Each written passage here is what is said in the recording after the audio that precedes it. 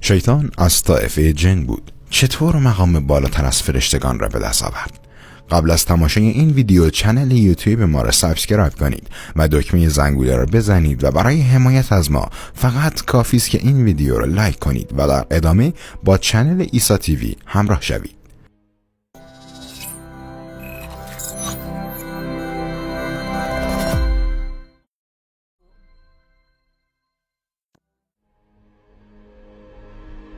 به فرموده قرآن کریم شیطان از طایفه جن است و آنها نیز همچون انسانها مکلفند و به فرمایش امام علی علیه السلام شیطان 6000 سال عبادت کرد که معلوم نیست به شمار سالهای دنیایی است یا اخروی که هر روز آن خود 1000 سال است.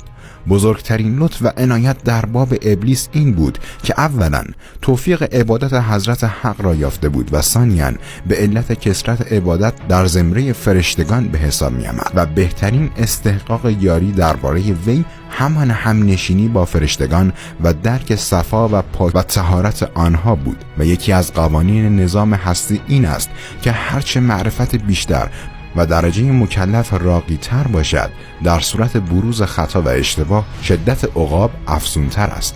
از این رو بعد از اتمام حجت درباره شیطان و استکبار وی در مورد بحث با آدم خطابهای شدید حضرت حق نشان از شدت عقوبت و سقوط درجه شیطان دارد. پاسخ تفصیلی با توجه به آیات قرآن نظیر آیه 50 سوره کهف یا آیه 31 سوره حجر به این نتیجه میرسیم که شیطان از طایفه جن بوده و به خاطر کثرت عبادت در زمره ملائکه محسوب می شده است. داستان استکبار شیطان که آزمون او بود حدود 7 مورد در قرآن آمده و بسیار آموزنده است. این داستان چند بخش مشخص دارد. امر الهی به سجده برای آدم، امتیازات ویژه آدم که بر اساس آنها خداوند فرمان سجده برای او را صادر کرد، مقابله ابلیس و اباء او از سجده، پاسخ وی در بیان علت این استکبار: من کسی نیستم که برای بشری که او را از گل خشکیده و بدبویی گرفته شده است آفریده ای سجده کنم، و یا در تعبیر دیگر که میگوید من از او بهترم، مرا از آتش و او را از خاک آفریده ای. این آزمون بزرگی بود و او با همه عبادت که به تعبیر امام علی علیه السلام 6000 سال عبادت کرد که معلوم نیست به شمار سالهای دنیوی است یا اخروی. پس از این آزمایش چنان پست و طرد شده شد که به او خطاب شد: برو بیرون، تو رانده شده ای، تا روز رستاخیز بر تو لعنت باد. از اینجاست که ما باید مراقب خویشتن باشیم.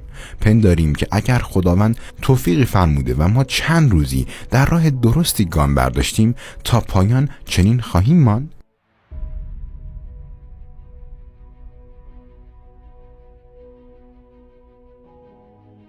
جهان عرصه دگرگونی هاست. آدمی تا زنده است و بر راستای باریک روزگار قدم می‌گذارد احتمال سقوط دارد و لذا همواره باید از درگاه ربوبیت عاقبت خیر را درخواست نمایید. قسمت دیگر عکس العمل شیطان پس از راندگی است، هنگامی که دریافت مسئله جدی است و از آن مقام والایی که داشته به خاطر سجده نکردن به حضرت آدم ساقط گشته است، دشمنی شگرفی نسبت به آدم پیدا کرد و گفت: خدایا اگر مرا تا رستاخیز واگذاری فرزندان او را زیر فرمان خواهم آورد، مگر تعداد کمی را که نتوانم. و در سوره صاد آیه 82 چنین آمده است: و سوگند به قدرت تو که همگی را گمراه خواهیم کرد. حال با بیان این مقدمه روشن می شود که اولا شیطان از طایفه جن است و آنها نیز همچون انسانها مکلفند. جن و از جمله شیطان موجودی است که مختار و انتخابگر و بر سر دوراهی قرار می گیرد و باید یکی را انتخاب کنند.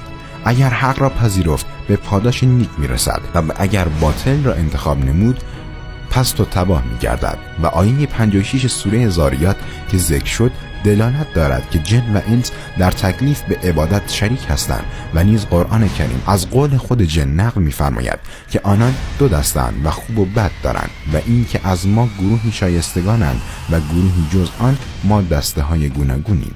ثانیاً بزرگترین لطف و عنایت در باب ابلیس این بود که در درجه اول توفیق عبادت حضرت حق را یافته بود و در درجه بعد به علت کثرت عبادت در زمره فرشتگان به حساب می آمد و آنقدر این قرب به ساخت عالم ملائک زیاد بود که قرآن کریم ابلیس را در ماجرای سجده به آدم از مجموعه فرشتگان استثنا می نماید. همه فرشتگان جمیعاً سجده کردند به جز ابلیس و بزرگترین استحقاق یاری درباره شیطان همان همنشینی با فرشتگان و درک صفا و پاکی و طهارت آنها بود و یکی از قوانین نظام هستی این است که هرچه معرفت بیشتر و درجه مکلف راقی‌تر باشد در صورت بروز خطا و اشتباه شدت عاقبت آن افزونتر است. از این رو بعد از اتمام حجت بندگی و همنشینی با ملائک درباره شیطان و استکبار وی در مورد سجده به آدم، خطاب‌های شدید حضرت حق نشان از شدت عقوبت و سقوط درجه شیطان دارد.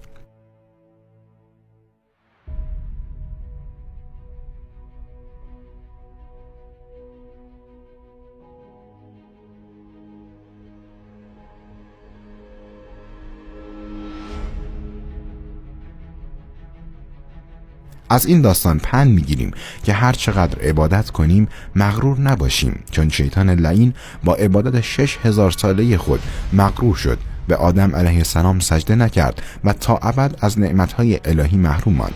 امیدوارم تا لحظه مرگمان از وسوسه های شیطان و از کبر و غرور دوری کنیم تا به مورد لطف و عنایت خداوند متعال قرار بگیریم. خداوند همه عالم بشریت را هدایت فرماید. آمین یا رب العالمین.